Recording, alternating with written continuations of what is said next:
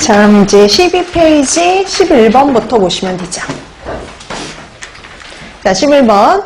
과실주 정제가 덜 된, 정제가 불충분한 증류주, 가짜 양주 등을 마신 후에요. 두통, 현기증을 일으키며 심하면 실명, 사망에 이르게 하는 유독물질은 그랬습니다. 과실주에서 발견이 될 수도 있고요. 정제가 덜 된 불충분한 증류주라든지 가짜 양주 같은데 이런 데서 발견될 가능성이 높다라고 하면은 메탄올이죠. 정제가 불충분한 증류주에 메탄올이 그대로 아직 함유되어 있을 수도 있고, 그다음에 가짜 양주 같은 거 만들 때 마실 수 없는 메탄올을 섞기도 하고요. 그다음에 과실주 같은 경우는 발효하는 과정 중에 팩틴으로부터 생성이 될 수도 있죠. 그래서 메탄올이 됩니다. 그래서 메탄올 같은 경우에는 일반적인 그런 증상들 말고도 시신경에 손상을 줘서 실명까지도 갈 수가 있죠. 자, 11번의 답 3번이 되죠. 자, 11번의 답 3번이 되겠고요. 그 다음에 12번 농약과 관련된 내용의 연결이 옳은 것 그랬습니다. 자, 이거는 이제 실제 시험 문제, 교육청 시험 문제로 나왔던 건데요. 자, 우리 농약하면 이제 잔류농약 같은 경우 각각 어떤 문제를 일으키는지와 어떤 종류가 있는지 그 종류들 파악해주면 웬만한 문제는 푸실 수가 있는데요. 먼저 내용 한번 살펴볼까요? 오늘 나누려 했던 프린트 6페이지에 보면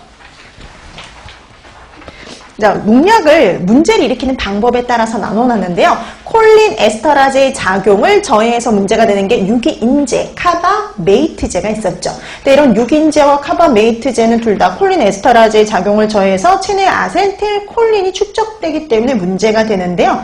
유기인제는 잔류성은 약한데 독성이 상당히 강한 편이죠.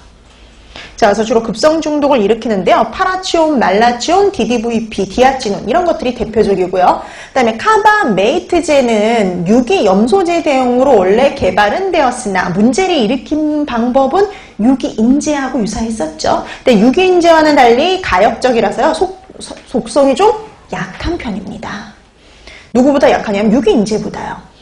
네, 분해 배설 속도가 빠르기 때문에 가장 독성이 약하다라고 볼 수 있는데 대표적인 게 알디캅, 카바릴 이런 것들이 있죠. 자, 그다음에 아코니타제 작용을 저해서 문제가 되는 거 유기 불소지입니다. 대표적으로 프라톨, 푸솔, 니솔 이런 것들이 있죠. 자, 그다음에 독성은 약한 반면에 잔류성이 강해서요. 주로 만성 중독을 일으키고요. 그다음에 지방, 신경 조직에 축적되어서 중추신경 장애를 일으킬 수 있는 거 유기 염소제였죠. 대표적인 게 DDT, BHC, 알드린 이런 드린제 같은 이런 것들이 대표적인데요. DDT가 가장 잔류성이 강했어요.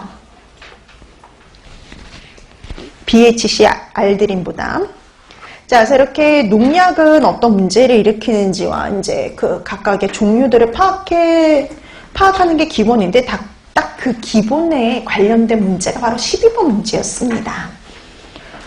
자, 그래서 이 중에 옳은 거 찾아라 그랬는데 보시면은요. 유기염소제 그랬더니 인체 지방 조직에 축적이 되고요. 신경, 지방 조직이 축적되고 DDT가 있었죠. 자, 그 다음에 유기수은제 그러면 급소. 여러분 유기수은제도 수은이 붙어 있잖아요. 이런 것들은 다 만성이죠. 만성 중독이 더 많고요. 그 다음에 디아치논 이거 하면 이거 뭘까요? 유기인제 농약이었잖아요. 그 다음에 유기불소제 그럼 아코니타제 작용을 저해하는 거 맞고요. 카바릴 여러분 카바릴은 유기불소제가 아니라 카바메이트제입니다. 그 다음에 유기인제 그러면 콜린 에스터라제의 작용을 저해하고 파라치온이 대표적이죠. 자, 그래서 이 중에서 연결이 바른 거 1번입니다. 자, 11번의 답 1번이 되겠고요. 그 다음에 13번 해썹 준비 5번째 단계에서 5단계에서 각각 수행해야 할 절차에 대한 설명인데요. 옳지 않은 것 찾아주세요. 자, 그럼 우리가 첫 번째 단계가 해썹팀 구성이거든요. 자, 해썹팀 구성 일정에는 해썹팀을 구성하고 역할을 분담해주고요. 그 다음에 두 번째 단계인 제품의 특징 기술에서는 제품에 대한 이해와 위요소의 식별을 위해 제품의 공정흐름도, 그 다음에 사용자 범위에 대한 특징을 기술한다. 공정흐름도 작성하는 거, 이거 뭐 언제 하는 거냐면 공정흐름도 작성 단계, 4번째 단계에서 하는 거죠.